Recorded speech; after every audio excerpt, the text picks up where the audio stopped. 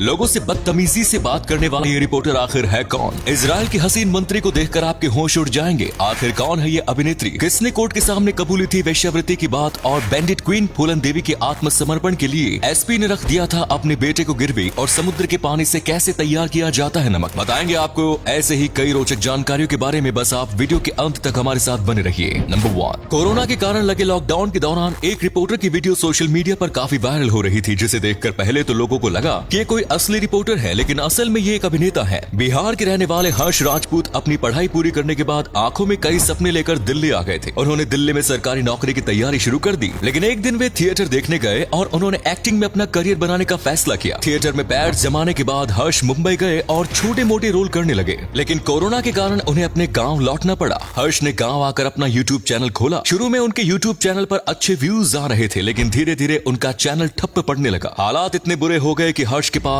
एक दिन सिर्फ 400 रुपए बचे थे। उन्होंने घर का राशन लाने के बजाय उन 400 रुपए से एक वीडियो बनाई और वो वीडियो सोशल मीडिया पर इतनी वायरल हुई कि हर्ष के अकाउंट पर रातों रात लाखों सब्सक्राइबर हो गए। इसके बाद हर्ष का चैनल केवल इंडिया में नहीं बल्कि पूरी दुनिया में फास्टेस्ट ग्रोइंग यूट्यूब चैनल बन गया। आज हर्ष के यूट्यूब चैनल पर 16 लाख से अधिक सब्सक्राइबर्स हैं। नंबर 2, राजनीतिक पार्टियां कुछ ऐसी हसीनाओं को अपनी पार्टी में जरूर शामिल करती हैं जिन्हें देखकर लोग बिना पार्टी के बारे में सोचे वोट जरूर कर देते हैं। ऑर्ली लेवी इजराइल की मशहूर पॉलिटिशियन है जो फिलहाल minister of communicate empowerment and advancement के पद पर नियुक्त है। ऑर्ली देखने में इतने सुंदर है कि आज दुनिया के हर कोने में उनके फैंस मौजूद हैं। राजनीति में आने से पहले आर्ली एक मॉडल रही है और टीवी एंकर के तौर पर भी उन्होंने काम किया है। इजराइल के एयरफोर्स मिलिट्री में भी आर्ली ने अपनी सेवा प्रदान की है और उनके पास लॉ की डिग्री भी मौजूद है, यानी कि आर्ली ने इजराइल में हर क्षेत्र में अपने हुस्न के जलवे बिखेर रखे हैं। आर्ली के पिता भी एक पॉलिटिशियन थे जो इजराइल सरकार में विदेश मंत्री रह चुके हैं। नंबर 3, माला सिन्हा ने सन 1950 से 1970 के दशक तक बॉलीवुड पर राज किया। एक छोटे से परिवार से ताल्लुक रखने वाली माला ने अपने करियर की शुरुआत रेडियो पर गाकर की थी, लेकिन बाद में वो मुंबई आ गई और फिल्मों के लिए ऑडिशन दिए। कुछ निर्माता ने उन्हें ये कहकर नकार दिया कि उनकी नाक बहुत बद्धी है, जिसकी वजह से वो कभी एक्ट्रेस नहीं बन पाएगी, लेकिन माला को हार मंजूर नहीं थी। शुरुआती 1-2 फिल्में फ्लॉप होने के बाद माला ने अपनी हिंदी भाषा पर पकड़ मजबूत की और एक के बाद एक कई हिट फिल्में दे डाली।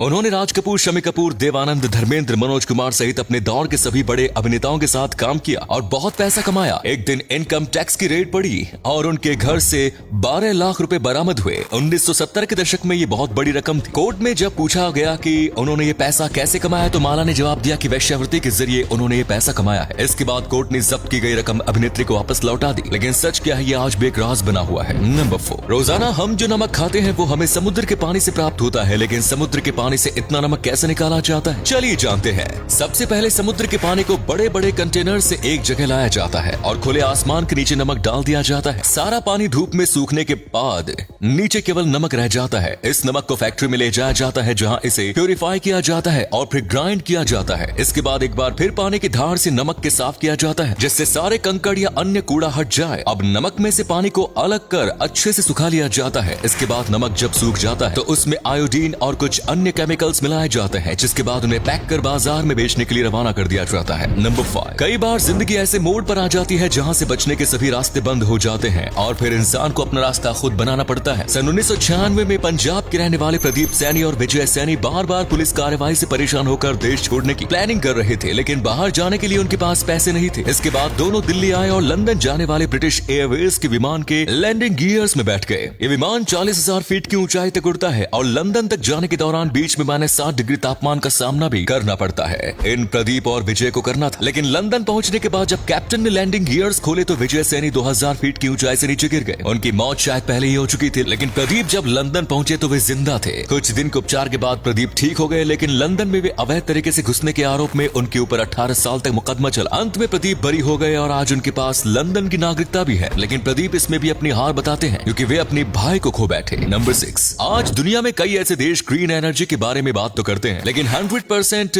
ग्रीन एनर्जी से देश चलाना इतना आसान नहीं है जितना कि लगता है। रिन्यूएबल एनर्जी के 3 मुख्य स्रोत विंड एनर्जी, सोलर एनर्जी और हाइड्रो पावर एनर्जी है। न्यूक्लियर पावर एनर्जी भी ग्रीन एनर्जी में ही शामिल की जा सकती है। अमेरिका प्लान बना रहा है कि साल 2050 तक 50% तक ऊर्जा सोलर एनर्जी के जरिए जनरेट की जा सकती है। वहीं अमेरिका का वर्मोंट राष्ट्र 2032 तक पूरे राज्य को ग्रीन एनर्जी बनाने पर काम कर रहा है, लेकिन इसके लिए बहुत बड़ी संख्या में पावर स्टेशन, सब स्टेशन और ट्रांसमिशन लाइन्स की जरूरत पड़ेगी। साथ ही यदि देश में 100% ग्रीन एनर्जी के इस्तेमाल के लिए अभी के मुकाबले 40 to 100% तक अधिक बिजली की जरूरत होगी और इतनी बड़ी मात्रा में रिन्यूएबल सोर्सेज के जरिए बिजली का उत्पादन करना आसान नहीं होने वाला है। नंबर 6, साल 1954 में पहली बार किडनी ट्रांसप्लांट किया गया था। यह ऑपरेशन जोसेफ मुर्रे की टीम ने अमेरिका के बोस्टन शहर में किया था, जिसके लिए बाद में जोसेफ को नोबेल पुरस्कार से सम्मानित भी किया गया। किडनी हमारे शरीर का एक महत्वपूर्ण अंग है जो बॉडी से हार्मफुल चीजें और वेस्ट को बाहर निकालती है। लेकिन किडनी फेल होने पर व्यक्ति का डायलिसिस किया जाता है, जो एक टेम्परेरी सोल्यूशन होता है। इसका परमानेंट सोल्यूशन किडनी ट्रांसप्लांट ही होता है। किडनी यदि किसी परिवार वाले की हो तो वो रिसीवर की बॉडी जल्दी से एक्सेप्ट कर लेती है। किडनी ट्रांसप्लांट से पहले रिसीवर और डोनर दोनों को ही कई प्रकार के टेस्ट का सामना करना पड़ता है। एक बहुत ही जटिल ऑपरेशन होता है। हालांकि आज की मेडिकल साइंस ने इतनी तरक्की कर ली है कि अधिकतर किडनी ट्रांसप्लांट के ऑपरेशन सक्सेसफुल हो जाते हैं। नंबर 8, बेंडिट क्वीन के नाम से प्रसिद्ध फूलन देवी ने अपनी जिंदगी में इतना कुछ देखा है कि उसे बयां करने बैठेंगे तो आपकी आंखें भी नम हो जाएंगी। अपने खिलाफ हुए कुकर्मों का बदला लेने के लिए फूलन देवी ने 30 ठाकुरों को लाइन में खड़ा कर गोलियों से भून दिया। इसके बाद भिंड के एसपी ने फूलन को आत्मसमर्पण के लिए राजी किया। फूलन आत्मसमर्पण के लिए राजी नहीं थी क्योंकि उन्हें डर था कि पुलिस उनका एनकाउंटर कर देगी। लेकिन फूलन का विश्वास जीतने के लिए एसपी राजेंद्र चतुर्वेदी ने अपने बेटे को गिरवी रख दिया, जिसके बाद फूलन ने आत्मसमर्पण किया। तो उम्मीद है ये वीडियो पसंद आई होगी। अगर पसंद आई तो लाइक कीजिए, शेयर कीजिए, कमेंट्स कीजिए और ऐसे ही इंटरेस्टिंग फैक्ट देखते रहने के लिए चैनल को सब्सक्राइब जरूर कीजिए। धन्यवाद।